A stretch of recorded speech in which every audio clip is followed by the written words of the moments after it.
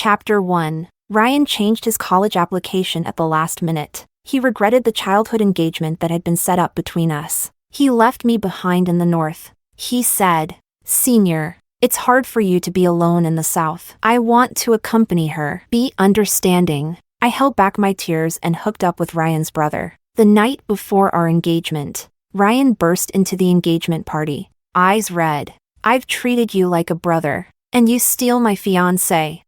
Ryan's just a bit tired. He probably couldn't wake up because he stayed up too late last night. "It's fine. Let's just wait for him." My mom awkwardly tried to calm everyone down, but couldn't stop the laughter and mockery from the guests. Ryan probably doesn't want to come. To be honest, which guy at 18 wants to settle down for life?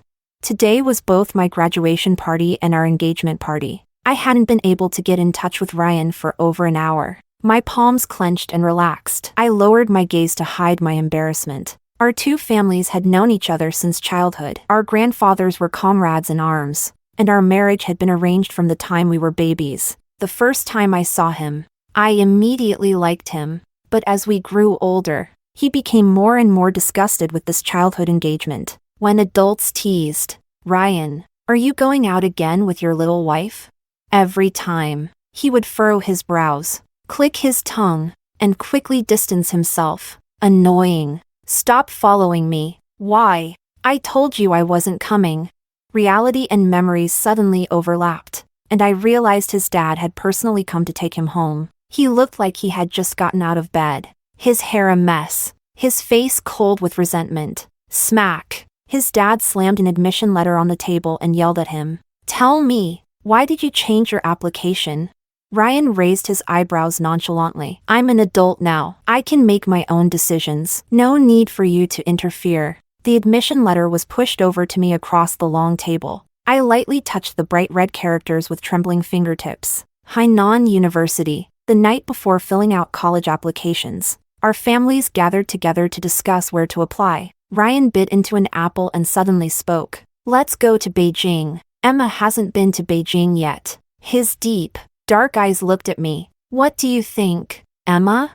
The sudden eye contact made my heart skip a beat. I nervously looked away, pinched my burning ear, and nodded. So, the two forms for Peking University were filled out and submitted. No one expected Ryan to change his mind halfway through. A tear fell without warning, staining the bright admission letter red. I frantically tried to wipe it, but the blood-red tear just kept coming. Ryan was still stubbornly arguing with his dad, and when he saw me crying, he immediately stopped talking and took me out of the room. He handed me a tissue. "Wipe it off." "Still the same. You're such a crybaby." Ryan stood with his arms crossed, leaning against the pillar, staring at me. It only then hit me that I felt embarrassed. I turned away. "Don't look at me." All right.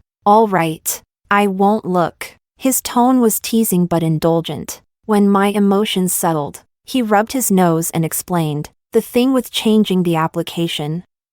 I didn't tell you on purpose. I was just afraid Grandpa would make trouble for me if he found out. So I didn't tell anyone." Ryan squatted down in front of me, patiently comforting me. "Now, with such good transportation, if you miss me, I'll just fly to see you. It's very convenient." Looking at his rarely gentle gaze, my bad mood suddenly evaporated. "Got it. I'll explain it to Grandpa properly." "Really? Thank you, Emma." Ryan was so excited that he pulled me into a warm embrace. The warmth spread inch by inch, but he quickly pulled away, not leaving a trace of affection. "I'll go now. I have a meeting with some friends." He hadn't brought up the engagement yet. In a rush, I chased after him, wanting to ask him about it, but I saw Ryan quickly walk over to a girl and affectionately fix her messy hair. The tone was soft and filled with affection. "Senior, have you been waiting for long?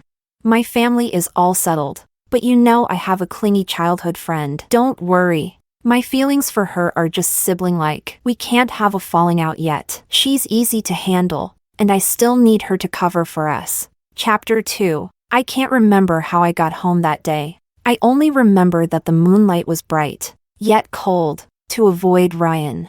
I didn't go home for the entire summer. Ryan called me once. "Emma, if my dad asks whether I'm with you, don't say anything you shouldn't." I clenched my fingers, my fingertips turning white. Okay. Before he could hang up, I quickly asked, "Where are you? If you're not home?" "I'm just hanging out with a senior from my university in Jingdezhen." The background noise on Ryan's side was chaotic, but I faintly heard a lively female voice. "Ryan, who are you talking to? Hurry up and help me. I can't hold this clay piece. I'm hanging up now. Let's talk later." When the call ended, I looked at the couple not far away, snuggled up together. The girl was nestled in his arms, their hands intertwined, the affection undeniable. I stood still, letting the bitterness engulf me, too afraid to confront them. Soon, it was the day for school to start. My parents, busy with work, couldn't come with me, but they were still worried about me traveling alone with all my luggage. So they asked Ryan to make sure I got to school safely. "Don't worry, Uncle and Aunt.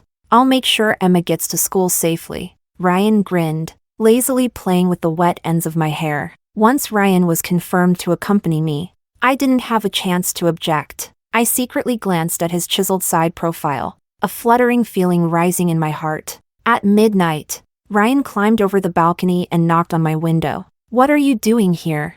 Ryan stepped forward, his fresh scent lingering in my nostrils. Frowning, he said nothing, turning and walking into the bathroom. When he came out, he held a blow dryer in his hand. "Come here." As the hum of the blow dryer filled the air, Ryan's long fingers brushed through my hair, occasionally grazing my neck, sending shivers down my spine. After a while, Ryan set the blow dryer down and casually tucked the stray strands of my hair behind my ear. "You're old enough to know that going to bed with wet hair will give you a headache, right?" I turned my eyes away, anger simmering inside. "Don't worry about it," Ryan chuckled. "All right, I won't worry. But when the time comes, you'll be the one going to Beijing." I thought he was just saying that in anger, but to my surprise, he didn't show up. I stood at the bustling train station, calling him repeatedly, but no one answered. As time ticked by, I could only drag my heavy bags to the platform on my own. When I got on the train, I noticed the overhead compartments were all full. I had no choice but to lift the smaller suitcase to try to put it on the top rack. But those suitcases for women are deceptively heavy. What looks like a small suitcase is actually as heavy as gold. I tried changing positions, sweating profusely. People behind me impatiently grumbled. "Are you done yet? If you can't put it up, just leave it. Don't waste everyone's time." I awkwardly turned pale. "Sorry, I'll leave right away." But my hands were so weak that I lost strength. As I watched the suitcase about to fall, I closed my eyes in fear. A strong arm with well-defined muscles and veins, making them bulge with effort, caught the suitcase. The veins, though difficult to describe, exuded an undeniable sexiness. Following my gaze down, I saw a strong, masculine face, with arched brows and a high, straight nose. I blushed and thanked him. "It's fine. When you get to your stop, call me, and I'll help you get it down." "But I'm going to the last stop." The man looked surprised. "I'm going to Beijing too." What a coincidence. Even more coincidental, he was sitting right next to me. At that moment, I realized that my family had booked me and Ryan a two-person seat. Any last hope I had shattered. Ryan probably refunded his ticket long ago. My angry words that day were just a convenient excuse for him not to accompany me. Chapter 3. Ryan's dad somehow found out that Ryan didn't come to see me off and specifically called to apologize for him. He repeatedly assured me that he would make sure Ryan gave me an explanation. After hanging up the phone, I opened WeChat. Ryan, who had disappeared, posted a status, wearing a racing suit and flashing a cool gesture. But in the corner of the photo, a hint of pink appeared. Caption, "Had a great day." A profile with a cat icon commented, "I'm happy too." It wasn't hard to guess that she was Ryan's senior. For her, Ryan had repeatedly left me behind. He knew very well that I was terrified of loneliness. It felt like 1,000 needles stabbing me, a constant pain that filled my chest. Suddenly, a piece of paper appeared in front of me.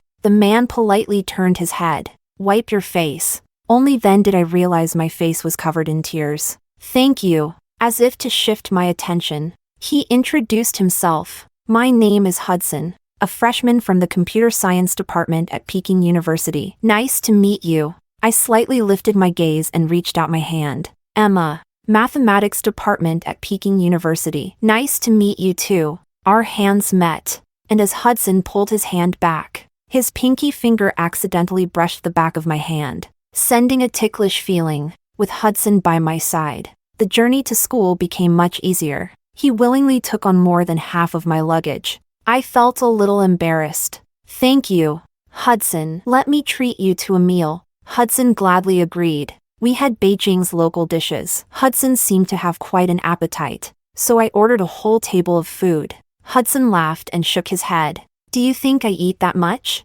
I laughed awkwardly. It seemed like I had ordered a bit too much, to avoid wasting food.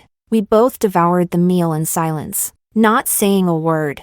Then, a phone rang, breaking the silence. Ryan's name jumped across the screen. I pressed the decline button and blocked him. After doing this, I felt a sense of relief, almost as if I could eat a few more pieces of meat. Hudson, while serving me food, cautiously asked, "Who was that on the phone just now? If it's something urgent, you should go ahead and take care of it." I had my mouth full of food, and my words were a bit unclear. It was someone unimportant. Don't worry about him. Let's continue eating. I don't know if it was just my imagination, but Hudson seemed in a good mood. His lips curved into a smile that didn't fade. The start of the semester was busy, so busy that I would collapse into bed as soon as I got back. Hudson made it a point to show me warmth whenever he could. Slowly, Ryan seemed to fade out of my life, but he always had this calmness as if nothing had ever happened. There was a commotion outside the dorm after class. Groups of lovesick girls gathered, blushing as they gazed at the tall figure in the crowd. He's so handsome. Isn't he from our school? Who do you think is more handsome, him or our campus heartthrob Hudson? Forget who's more handsome. He looks like he's waiting for someone. Probably has a girlfriend. I wasn't interested and lowered my head, trying to walk around the crowd, but I was called. Emma! Ryan pushed through the crowd and walked toward me. His smile warm and bright. The sunlight shone on his shoulders, draping him in a golden aura, just like the first time we met. My mom and Ryan's mom were pregnant at the same time, but after my mom had me, her health wasn't good, so she took me to the countryside to recover. The first time I met Ryan was in middle school when I transferred to his school and became his classmate. Back then, I was from the countryside, dressed plainly, and had a terrible accent in English, so I was ridiculed and isolated by the entire class. Every day, my desk would be messed up, and someone would write "country bumpkin" in red pen on it. When I felt most humiliated, Ryan kicked over the desks and chairs of the people around me, his eyes fierce. I dare anyone to bully her again. Emma is mine. Later, Ryan, worried that I might feel lonely, always found excuses to be by my side. But reality isn't the same as memories. We eventually drifted further apart. Chapter 4. Is there something wrong? Ryan raised an eyebrow in surprise. I haven't even gone after you yet. Why are you the one making the first move? I genuinely had something to do that day, so I couldn't go see you. Plus, didn't I have Hudson take care of you? Not only are you not grateful, you're throwing a tantrum, blacklisting me. Emma, you have a cold heart. Before I could wonder why Hudson never mentioned Ryan, the frustration and anger I had been holding back exploded at that moment. By something you mean going to play racing with your senior, right? Figure out who your actual girlfriend is.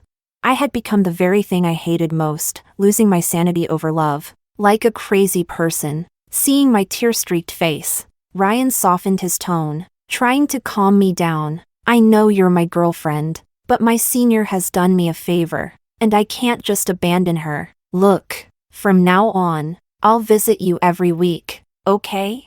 I pursed my lips and didn't reply. Ryan lost his patience, his eyes slowly turning cold. I'm with you because of Grandpa. Emma, please understand your place. You have no right to interfere in my matters. A slap followed by a sweet date, that was Ryan's usual trick. He gambled on me not being able to let go, on me still liking him, but I didn't want to be the crazy one in love anymore. In the silence, I spoke in a calm tone. Then let's break up. I completely cut ties with Ryan. only occasionally hearing about him through mutual friends. He started dating several other girls, seemingly just to spite his senior, constantly updating his social media with pictures of him and different girlfriends. I had always known Ryan was someone who played with life, that he hated being tied down by our childhood engagement, and that included hating me. After the breakup, I went through a long withdrawal period. Every day, I saw his face when I opened my eyes, his memory constantly replaying in my mind, but the image of that boy wearing a blue and white striped shirt slowly grew blurry. I had a long dream. In the dream, Ryan held my hand as we walked through streets and alleys, freely expressing his love. We went to a temple to pray, kissed at the top of a Ferris wheel, all for the blessing of growing old together. When we reached the right age, we naturally got married, traveled the world, and finally had the fruits of our love. In the dream, it was a whirlwind of happiness. It seemed like my whole life. But when I woke up, I clutched my chest, lost and melancholy, with cold tears running down my face. This time, I truly let go. Chapter 5. The first year passed by in a rush, and soon the new year arrived. I had made excuses for not going home during previous holidays, saying I had school matters to attend to, but this time I truly couldn't avoid it. I turned down Hudson's offer to travel with me, but I ended up running into him in the same train carriage. Ever since I learned he was Ryan's good friend, I had made an effort to distance myself from him, but I couldn't resist when he kept approaching me. Unabashedly, Hudson switched seats with the girl sitting next to me. What a coincidence. Emma. The seat was cramped, and his presence completely enveloped me. I turned my head to look out the window, ignoring him. After a while, I suddenly felt a weight on my shoulder. Hudson, tired, was nodding off, eventually resting his head on my shoulder, falling into a deep sleep. I frowned, wanting to push him off, but when my eyes met the faint shadow under his eyes, for some reason, I held my hand back. It felt like he sensed my indulgence, and his head pressed further into my neck. His hot breath made my ears flush. I was embarrassed and angry. Hudson! Hudson immediately straightened up, his eyes clear and sober. What a guy. Pretending to sleep to trick me. I didn't engage with him anymore. As the train neared the station, Hudson stopped me and handed me his phone. On the screen were chat messages between him and Ryan. The latest message from Ryan read, Hudson, keep an eye on Emma for me. Don't let anyone get close to her. Also, her stomach's not good, so I'll need you to send her breakfast every day. I'll transfer the money to you. Hudson took a long time to reply. No need. The next message was Hudson's serious and sincere gaze. I'm showing you this because I want you to know that my care for you is not because of Ryan's request, but because I want to. I agreed to help him because of my own selfish reasons. And you're that selfish reason. We're adults now. I shouldn't be so naive. I hurriedly looked away, my steps becoming a bit disoriented. Hudson followed me as I exited the station. Not far away, Ryan saw me and quickly walked over. Emma! Give me your luggage. No need. I avoided his outstretched hand. Ryan awkwardly slapped Hudson's shoulder instead. True good friend. Thanks. Hudson casually glanced at my face. No problem. I stood by the trunk, preparing to place my suitcase in. A hand reached over me, swiftly grabbing the luggage. I looked up and could only see Hudson's strong, handsome profile. A sense of unease swept over me. Seeing Ryan open the front passenger door, I hesitated no longer and climbed into the back seat. Ryan's expression faltered. He didn't say a word during the entire ride, exuding an air of coldness. I didn't have the time to focus on his mood. My mind was consumed with the thought, why is Hudson like a furnace? The heat was overwhelming, making me feel hot all over. Chapter 6. As usual, our two families spent the new year together. At the dinner table, the parents tacitly left the seat next to Ryan for me, so I had no choice but to sit down awkwardly. Emma, eat this. I've peeled it for you. A bowl of shrimp was handed to me. I didn't even look up and pushed it back. No, I'm allergic to shrimp. I couldn't be bothered to give a proper excuse, so I just threw out a lame one. I've always loved shrimp, and both families knew that. When they realized something was off between Ryan and me, the parents excused us to go buy fireworks together. I lowered my head and slowly followed him.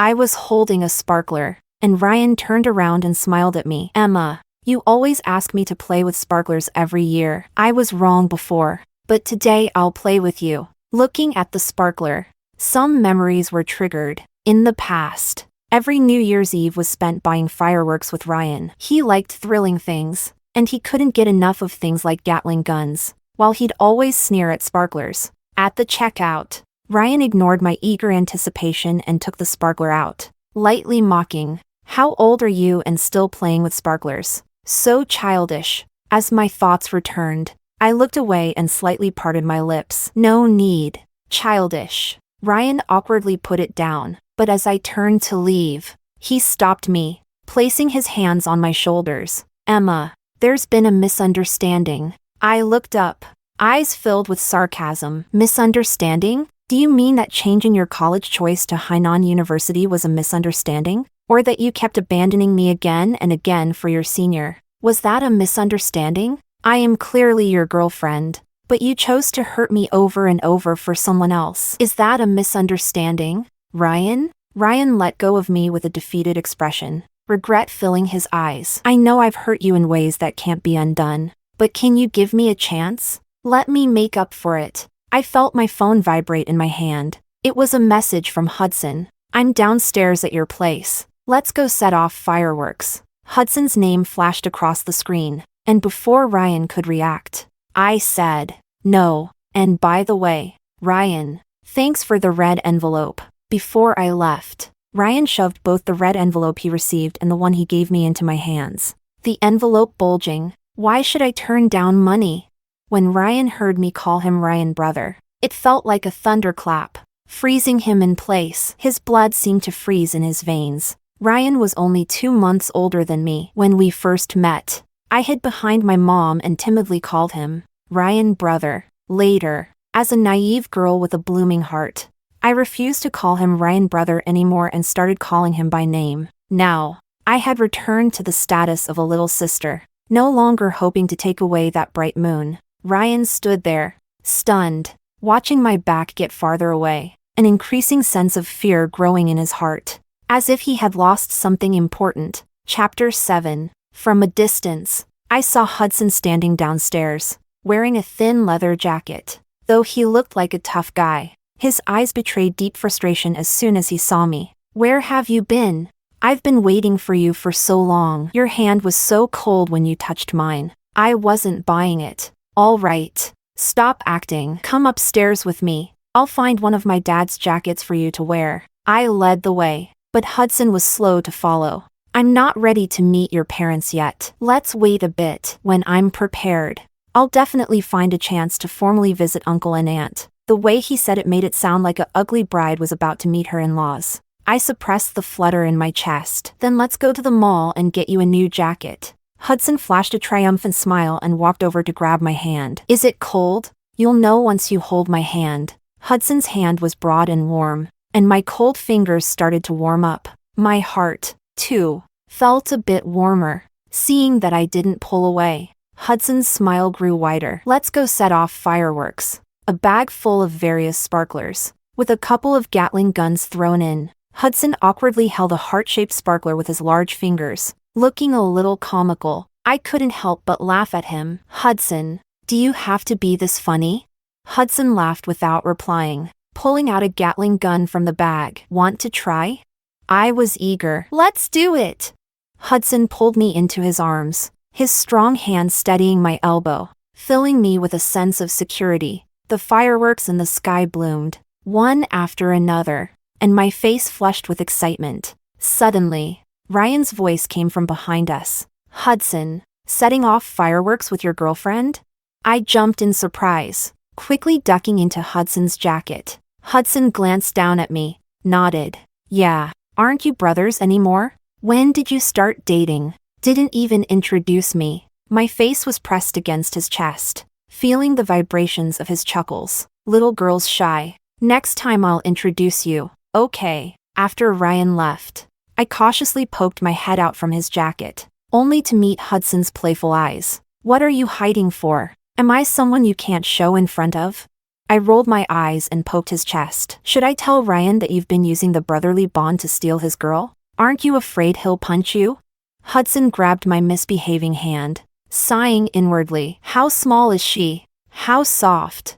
I'm not afraid. He can't beat me. Arrogant. Truly arrogant. Chapter 8. After that day, Hudson occasionally invited me out to hang out. I accepted every time. Ryan, seeing us as a couple, started to feel like something was off. Coming out of the movie theater, Hudson's phone kept vibrating. His hands were full, and he said, "My phone's in my pocket. The password is your birthday." I was a bit surprised and secretly pleased. Oh, when I saw it was all messages from Ryan. I teased him. "Oh, it's all your good buddy sending you messages." I briefly glanced over and saw that most of the messages were Ryan asking Hudson to give him advice or speak on his behalf. But there were subtle hints probing into Hudson's and my relationship. I pointed to one of the messages and read aloud. "When did you and Emma get so close?" Hudson smiled and rubbed my head, handing me the things he was holding. "I'll go and come back." I struggled to push his arm aside and leaned in to peek.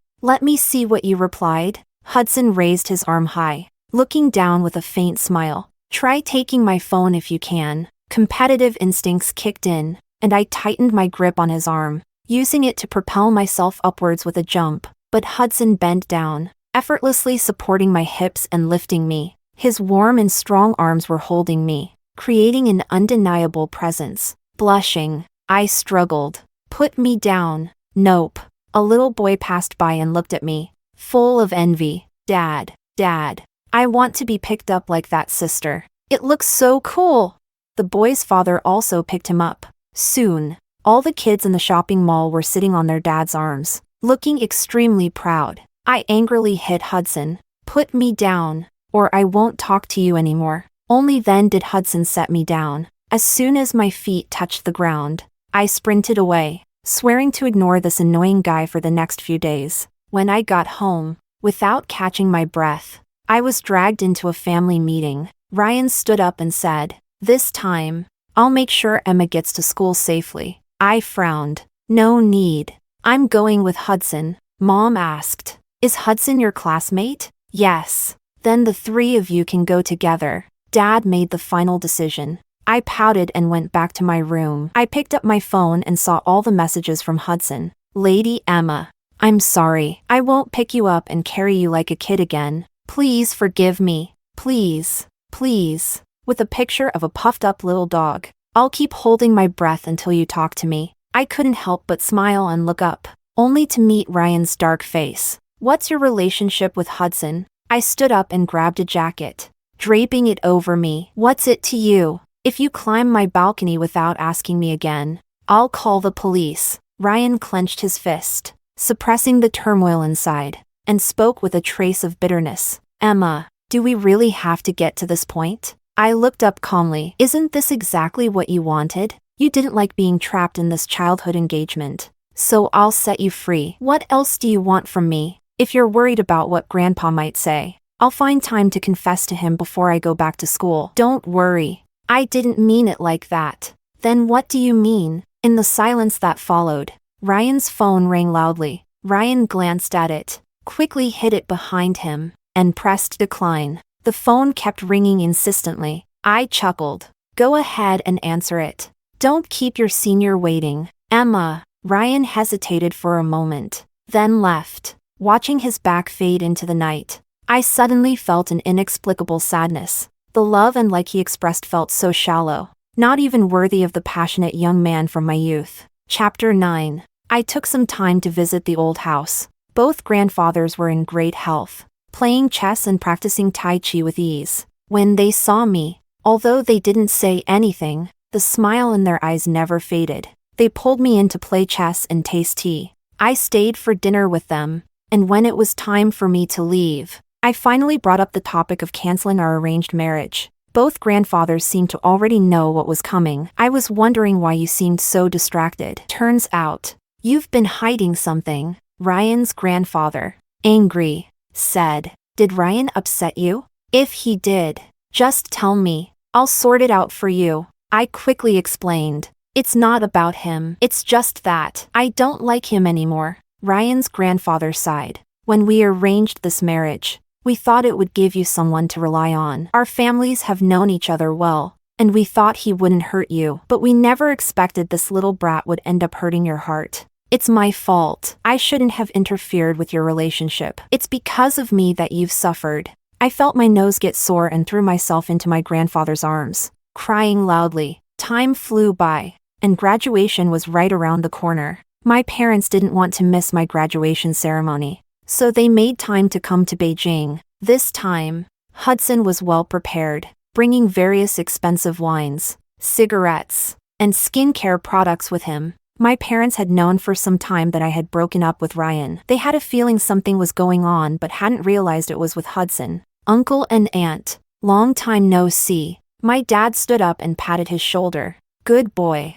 Long time no see. You've gotten so solid. Mom smiled. I've known since he was little. This boy is strong. He could eat 3 big bowls of rice when he came over to eat at our house. After their small talk, I was surprised and pointed at Hudson. You know each other? Of course. Didn't you recognize him? He used to come over with Ryan to eat at our house when he was younger. But after he transferred schools, we lost touch. I suddenly realized, you're a little fatty? Back then, when Ryan's parents were busy, they asked my parents to cook extra food. Ryan, feeling awkward eating alone, brought a friend along. At the time, my attention was on Ryan, so I never paid attention to what his friend looked like. I just remembered he was a bit chubby and could eat a lot. Besides, Hudson didn't look anything like little fatty now. Hudson rubbed his nose. It was puberty. I had a big appetite and didn't exercise. So, I wisely didn't bring up the topic again.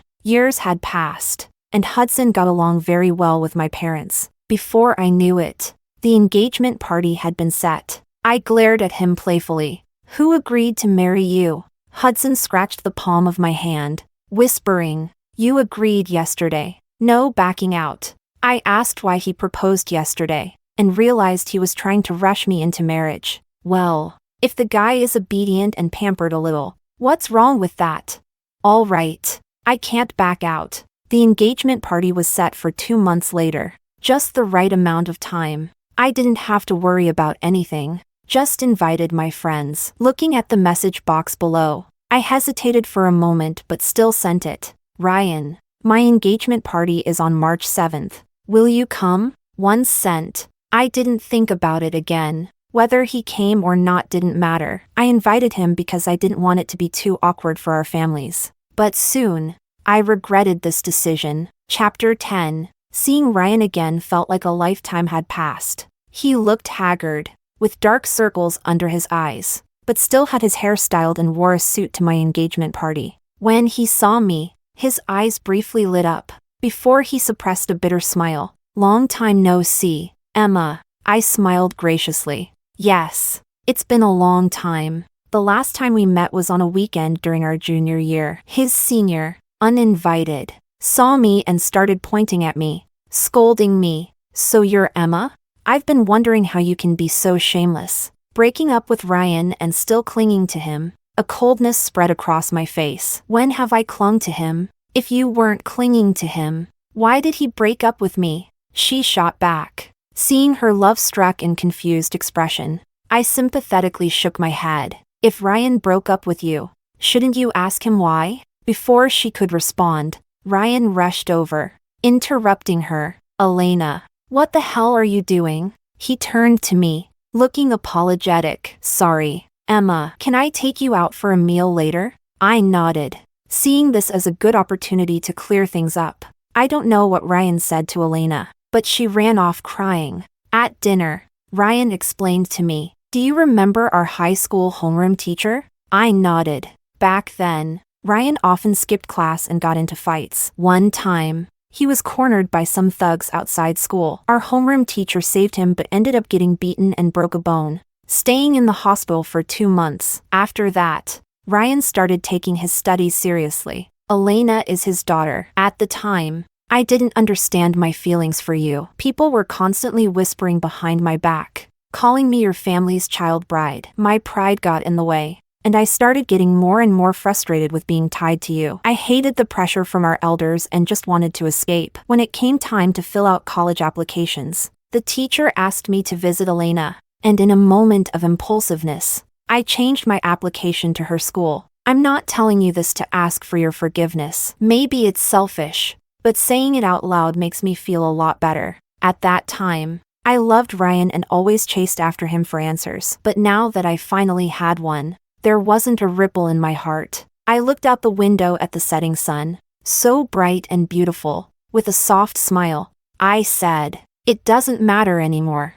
In the blink of an eye, Ryan had already walked up to me, looking at me in a red cheongsam, elegant and stunning, his tone inevitably tinged with envy. After all this time, I still don't know who would be lucky enough to marry our Emma. Before I could respond, Hudson appeared out of nowhere, wrapping his arm around my waist and domineeringly asserting his claim. The lucky one is standing right in front of you. Even Ryan, no matter how clueless, caught on immediately. Ryan's anger flared, and he raised his fist, aiming it at Hudson's face, his eyes burning with fury. "I treated you like a brother, and you're stealing my girl. No wonder the advice you gave me was always useless. It turns out it was for your own gain." Chapter 11. "Ryan, what are you doing?" The security guard rushed over and pulled Ryan away. Ryan's eyes were red, his body trembling with anger, his fists clenched tightly. He looked like a trapped beast,